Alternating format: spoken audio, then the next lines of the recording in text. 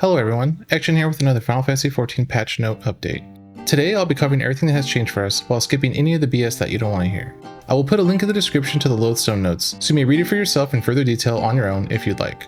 This is a big one, so with no more time wasted, let's get started. First up is playable content. The arrival coordinates when teleporting or returning to Solution 9 have been adjusted. For Levs, the name of the client for the Tulial Lev, Shield My Student, has been changed. The long-awaited treasure hunt Cenote Jaja Girl has been added. This can be accessed by using the Brackskin treasure maps that you can get from gathering in Dawntrail. Next up is housing. Furnishings from the Final Fantasy XIV Furnishing Design Contest have been added. Additional furnishings have also been added, which you can see here. On to battle systems. First up is Paladin. I'll leave this slide on for a moment where you can see all the changes to Paladin. Overall, it looks like there's just buffs across the board for them. Dark Knight also received several changes, and they're all buffs as well. Gunbreaker only has the following. For Trajectory, the time between the action activation and the character movement has been reduced. And for Monk, the potency for True Strike has gone up after learning Melee Mastery 2. It has been changed from 1400 to 1500. Snap Punch went from 800 to 900, and Twin Snakes went from 1100 to 1200. For Dragoon, regarding Wing Glide, the time between action activation and the character movement has been reduced. Stardiver potency after learning Melee Mastery has gone up from 620 to 720, and Starcross potency has been increased from 700 to 900. For Ninja, potency has gone up for Gust Slash from 220 to 240, and the combo went up from 380 to 400. Forked Raiju went up from 640 to 700, Fleeting Raiju from 640 to 700, and Zeshu Meppo went up from 550 to 700, and Misu potency went up from 700 to 850. Tenri Jindo potency has also increased from 1000 to 1100. Samurai has also had a lot of changes. I'm going to leave this on the screen for a moment so you guys can take a good look and see all the different changes that have happened. Not every change was a buff, so take a good look at it. For Reaper, Soul Slice potency has also increased from 460 to 520 after learning Melee Mastery 3. And for Perfection, potency has been increased from 1200 to 1300.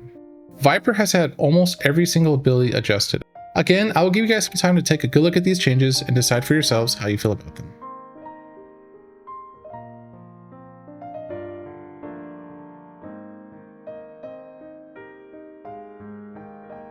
Meanwhile, Machinist only has this. Full Metal Field has had its potency increased from 700 to 900. And for Dancer, Fan Dance 4 potency has now been increased from 300 to 420 upon learning the trait Dynamic Dancer. Black Mage got some needed love here as well. Again, take a good look and decide for yourself what you think. Summoner also saw the following changes. Necrotize potency has been increased from 420 to 440. Umbral Impulse has also been increased from 600 to 620, and Sunflare went from 600 to 700. For Red Mage, Contra 60 has been increased from 400 to 420, and Magnification's effect of Magic Swordplay has been increased from 15 to 30 seconds. Enchanted Reprise potency has also been increased from 380 to 420, and Thunder and Fair Arrow 3 have both been increased from 420 to 440. For White Mage, Dia potency has been increased from 70 to 75, and the Damage Over Time potency has been increased from 70 to 75 as well. And finally for Astrologian, Play 1, Play 2, and Play 3 have had their shared recast time removed. To sum up the job changes, everyone got buffed but Pictomancer. A note here as well, the following additions and adjustments have been made to the job gauges. Viper's Viper Sight will now indicate when the effects of Hone Steel and Hone Reavers are active. Also, Black Mage's Elemental Gauge will now indicate when the expiration of Umbral Ice is halted by Umbral Soul. And on to the big news, the Savage version of AAC Lightweight Heavyweight tier has now been added. The average item level minimum for M1 is 700, M2 is 705, and both M3 and M4 are 710. You got 90 minutes for M1 through 3, and for M4 you'll have a 120 minute limit. There will be an unlock quest after completing the Neoteric Witch by speaking to Gabriel in Solution 9 at 22.3 by 17.1. This is just an unlock quest. Here's a chart just showing the item level of the items that we will be receiving. This tier's coffers will be called the Dark Horse Champions coffers. Everything will be 730 except for the weapon, and that will be 735. The rules are the same for the loot as every tier. If no one has cleared that week, it'll be a 2 chest.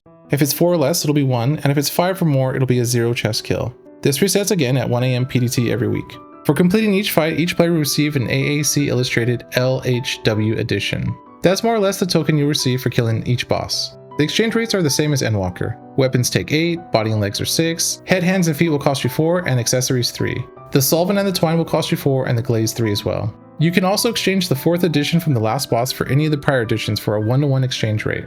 The following duties have been added to Raid Finder. New elite marks have also been added, and elegant tomestones of Flametry have also been added. Players can only obtain 450 elegant tomestones of philometry per week and can carry a maximum of 2,000. Moreover, players can only receive elegant tomestones of philometry after reaching level 100 with at least one Disciple of War or Magic. This is our new high-end combat currency. If you don't know, you can exchange these for some really nice gear, some of which will end up being best in slot. A couple special notes here. Speak with Zircon in Solution 9 at 8.6 by 13.5 after completing the main scenario quest Dawntrail to exchange elegant tomestones of philometry for gear. Also, speak to the One, or Theon, in Solution 9 at 8.6 by 13.6 after completing the main scenario quest Dawntrail to enhance the gear received in exchange for elegant tomestones of philometry. So Zircon will trade for base gear, and Theon, or the One, will do your upgrades. The number of elegant tomestones received for completion of Duty Roulette has been adjusted. Here's a chart showing the new payouts for each roulette. M1 through 4 has also been added to Stone, Sky, and Sea if you wanted to test out your damage. Next up, new items have been added. Here we can see everyone in new armor. I'm willing to bet this is the Philometry armor set. New recipes have also been added. Also, new master recipes have been added, undoubtedly for the top tier armor, food, and pots. The sound effect of the crafter action Train Perfection has also been changed. And the item name Integral Magitech Paintbrush has been changed to Chondrite Magitech Paintbrush. Certain items required for the crafter recipes Skyruin Barding have been changed. Looking here, it's just the soft silver ingot that got swapped for the Spodumini. New mounts have been added and we're left here with this image. It looks pretty awesome, and I'm guessing that it's the mount from the new raid tier boss. The following system changes were made. New achievements and titles have been added. The restrictions placed on the data center travel and the world visit systems to alleviate congestion after the release of patch 7.0 have been lifted. After launching the game client, certain effects and background elements will now load faster when displayed for the first time, and that's for Mac only. The text of the title menu selections unavailable while connecting to the data center now appear darker. New trophies and achievements have been added for PlayStation 5 and Xbox Series. New music and sound effects have also been added. There is a massive list of resolved issues, and I'm not going to go through all of these, but again, feel free to look for yourselves on the lodestone through the link I provided in the description. And finally, known issues. An issue when undertaking the Healer role quest, Taste for Toxin Paradise, wherein using Insuna on the NPC Laughway Lalafell before the NPC Befuddled Bather prevents the subsequent cutscene from triggering, thereby preventing players from progressing through the quest. If this happens to you, just log out and back in, and Insuna the Befuddles Bather before using on the Laughway Lalafell. And next, an issue where AAC Lightweight Heavyweight M1 and M1 Savage, wherein under certain conditions, players do not immediately fall through the portion of the floor beneath them that was destroyed. It states that this issue was discovered shortly before the release of the patch. We are currently examining whether the server-side solution is feasible and plan to implement a fix as quickly as possible. We apologize for any inconvenience caused and ask that players refrain from strategically exploiting this issue while we work to resolve it. What they mean is, you'll get banned if you get caught abusing it. And finally, an issue wherein Quetzalli Bracelets of Casting erroneously appear as Quetzalli Bracelets of Healing. Due to this issue, two items are listed as augmented Quetzalli Bracelets of Healing when speaking to the one in the solution at 8.5 at 13.6.